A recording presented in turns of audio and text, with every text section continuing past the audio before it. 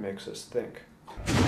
The Plague Writers and Director's Cut is very important for me to have out there in the world for several reasons. One, the obvious reason, it's the film I set out to make. So, of course I want it to be seen by an audience. The other reason is the actors that put their time and energy into the film, the crew that put their time and energy into the film. I felt like a lot of the actors on the movie chose to do it. Take Dee Wallace, for example, because she connected to the material, because she felt like this was a story that she wanted to be a part of, that she wanted out there in the world. Would I want Clive Barker's The Plague to be taken off of video store shelves and wiped off the face of the earth? No. I would love if it had never been released, if the only version of the film released had been the cut that I and my writing partner put together. But now that the other cut's out there, I believe it's out there and should be out there. It now exists. I also believe that my cut of the film should be out there as well, and let the film speak for itself. And for the people who love the other cut, they can have that. That's there. It exists.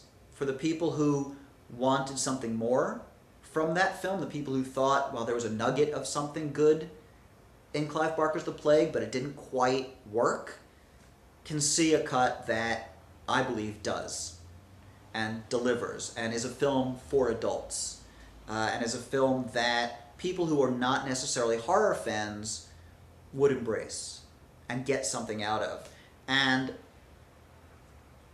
who I am as a filmmaker, the film that I spent 8 years seeing in my head would be out there for other people to see. And the film that people like Dee Wallace and John Connolly and Brad Hunt and Brad Sawatsky and all the other incredible people who put their talent into this film will also have what they did best represented by the film that they thought they were making. We became involved in this originally because this was not just a slasher film, and there, like the two sides of E.T. that came out, when we redid it on the 20th anniversary, and the purists said, why would you do that? I want the original, but the comparison of the two is great for conversation and communication and weighing why. From the standpoint of a creative person who writes and acts as well, I can't think of something more exciting than to see something that you put your soul into, blood, sweat, and tears, up on the screen how you envisioned it in the first place. Whether it'll be a blockbuster or not, it's passion, and it's your heart. I had this conversation with one of the producers on The Plague who, the day after my contract ended and I'd walked into the editing room and he said, well, we're cutting out the characters and making this a killer kid film. And I said, well, okay, that's never been the case. That's, Teal and I spent 5 years fighting to not have it be that, and 3 years with that producer. And his argument was, well, take The Exorcist. The Exorcist is a film about a girl possessed by a demon. And my argument was, well, it's not actually. It's about a mother, and it's about two priests. We never spend any time with that little girl alone. We always view her through the eyes of someone else. And all the things she does, they'd all be horrifying on their own, but they're 100 times more horrifying and personal to view them,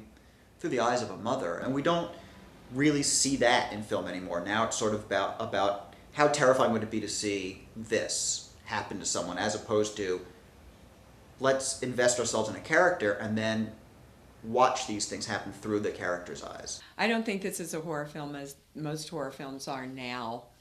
I think it's a real tribute to the writing and performing and shooting of the horror film as it should be in its purest sense. It's going for something much higher and elevated.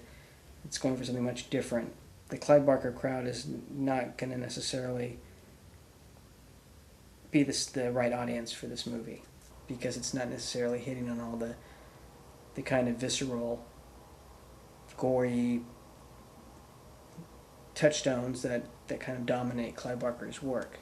So the director's cut to me, should be marketed much more to a different audience that's going to appreciate its more psychological qualities and not think they're just going to see a killer kid movie, which is clearly how the producers kind of would like the film to be. It should be marketed to a different audience that would be interested in something a lot more fulfilling.